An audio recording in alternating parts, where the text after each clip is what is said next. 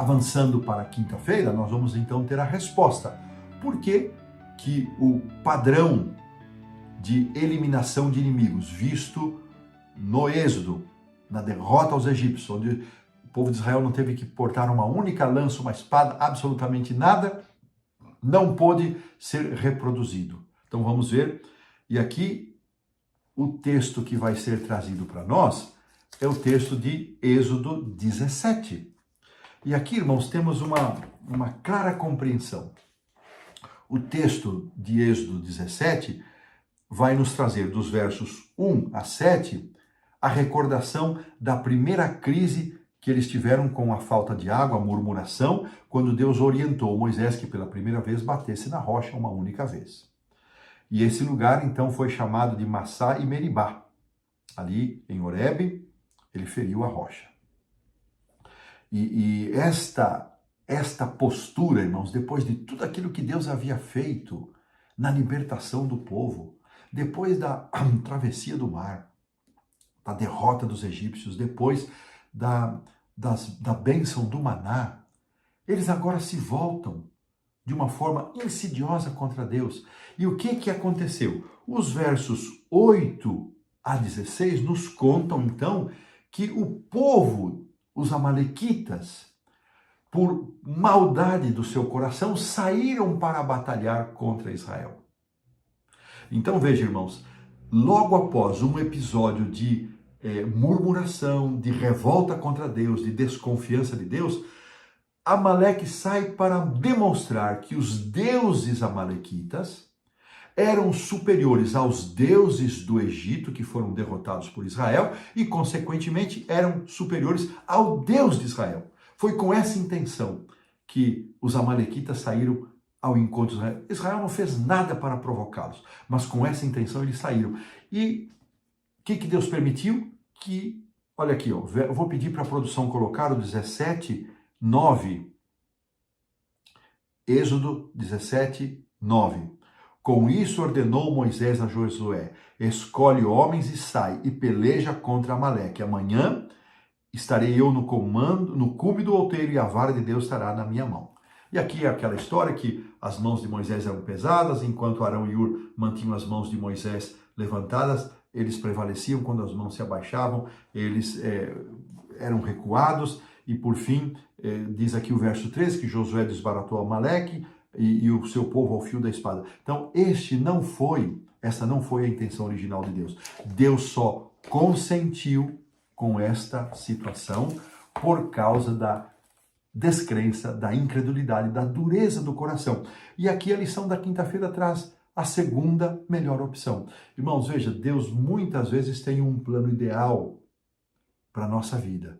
E muitas vezes, quando esse plano ideal não pode ser posto em prática, Deus coloca uma segunda opção, que ainda é válida, mas muito melhor. Teria sido a primeira opção em que Israel não precisaria batalhar, mas somente pela incredulidade, pela dureza do coração, pelas faltas cometidas, pela insidiosa murmuração, é que Deus, então, ele consentiu que Israel pegasse em armas. Agora, olha que coisa interessante. Aqui nós vamos encontrar que, sem comprometer os seus princípios, Deus desceu ao nível onde o seu povo estava, continuamente chamando-o de volta para o plano ideal, que era a confiança completa e restrita na intervenção divina.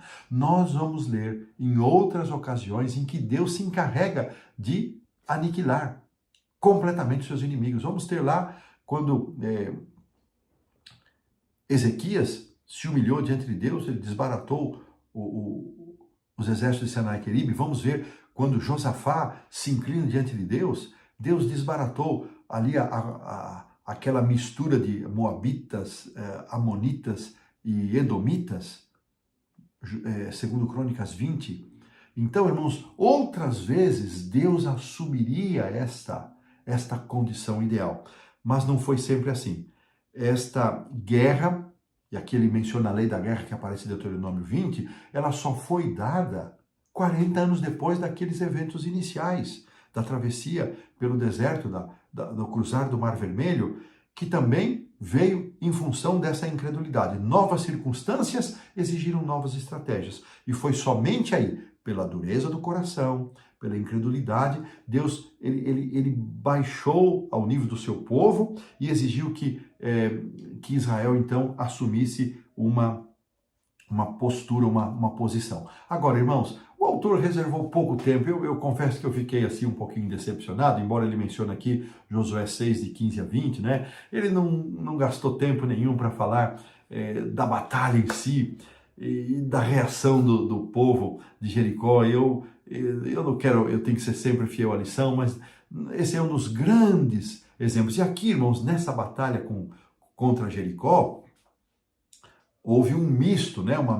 uma mistura de ações. Então, vamos lembrar, marchavam, patriarcas e profetas têm uma descrição muito interessante de como se deu esta marcha, né?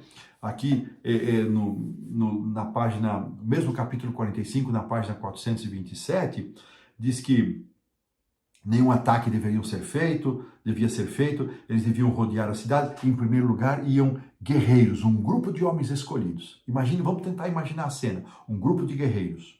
Segundo lugar, 7 sacerdotes com trombetas. Depois vinha a arca de Deus envolvida por uma glória, por uma luz especial, levada por sacerdotes vestidos com seus trajes que indicavam um ofício sagrado. E então depois vinha todo o exército de Israel com os representantes das tribos, cada um trazendo a sua bandeira. Imagine, irmãos, esse exército marchando, tocando as trombetas, e no 7º dia, se eles marcharam 7 dias, um desses dias foi o sábado, seguramente, e não quer dizer que, suponho, irmãos, eu imagino que esse 7º dia não tenha sido o sábado, apenas o 7º numa contagem, e que quando eles marcharam pela 7ª vez no 7º dia, as muralhas caíram. As muralhas caíram. E isso não foi pelo som das trombetas, isso foi por ação, foi um ato divino. Mas o exército de Israel teve a responsabilidade de entrar na cidade e destruir todos a fio da espada, salvar alguns materiais que Deus havia dito, que deviam ser ouro, bronze e prata, e deviam ser salvos e nada mais. Raabe e todos os que estavam na sua casa. Então, a lição não se demora muito nisso. Eu queria que ele tivesse demorado mais, mas temos que respeitar. E, embora o colapso, diz aqui, dos muros de Jericó tenha sido resultado de um milagre divino, o povo de Israel teve que se envolver na batalha e enfrentar a resistência obstinada daqueles homens. Homens que, durante 7 dias, viram aquela cena, o povo estava diante deles, eles sabiam que eles tinham passado, e mesmo assim, irmãos, não esboçaram um passo de arrependimento, um passo para reconhecer a soberania de Deus. Ainda achavam que os seus deuses seriam suficientes para vencer o Deus verdadeiro, o Deus de Israel. O envolvimento de Israel nos conflitos armados tornou-se, então, parte da maneira pela qual o povo desenvolveu uma confiança incondicional no auxílio de Jeová. Ainda assim, Israel era sempre lembrado de que o resultado de cada batalha, em última análise, estava nas mãos do Senhor. E aqui eu faço uma aplicação para nós, irmãos. Nós também, muitas vezes, somos chamados a travar batalhas. E aqui nós precisamos, hoje, pedir muita sabedoria e discernimento a Deus. Quando é que nós devemos ficar parados para ver o livramento do Senhor, como aconteceu lá no Êxodo? Quando é que devemos agir? Quando aconteceu com Amaleque, quando aconteceu com Jericó? Quando Deus vai juntar uma parte, Ele faz outra parte, nós fazemos. Irmãos, isso tem que ser fruto da nossa comunhão com Deus. Deus vai nos dar sensibilidade para saber quando agir, quando falar, quando recuar, quando esperar. E esse é um exercício que só se tornará claro aos nossos olhos como fruto de intensa comunhão. Não nos esqueçamos, santificai-vos, porque amanhã eu farei maravilhas no meio de vós.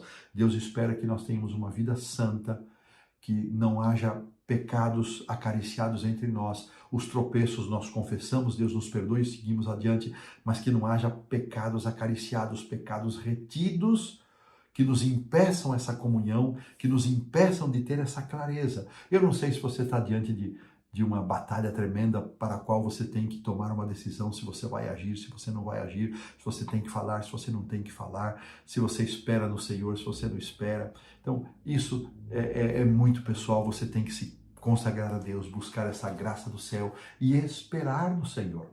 esperar no Senhor. E desta maneira, colocamos assim um ponto final na lição da quinta-feira.